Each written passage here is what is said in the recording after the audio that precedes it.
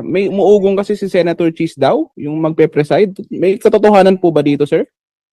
Wala pa namang kami na pag-uusapan na ganun. Ipapag-uusapan pa lang ng grupo yan. Okay. So po, meron palang possibility ng ganun, sir? Tama ba? Well, pag-uusapan pa lang, Daniel.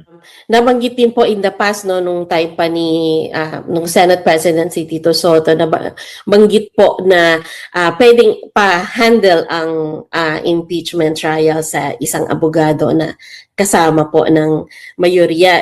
And you have two lawyers, sir, no? Attorney Senator Escudero and Pangilinan, sir. So iyan po ba, kasama po ba si Pangilinan, Senator Pangilinan, sa pinag-uusapan at ano po yung likelihood na ganun nga po ang mangyayari?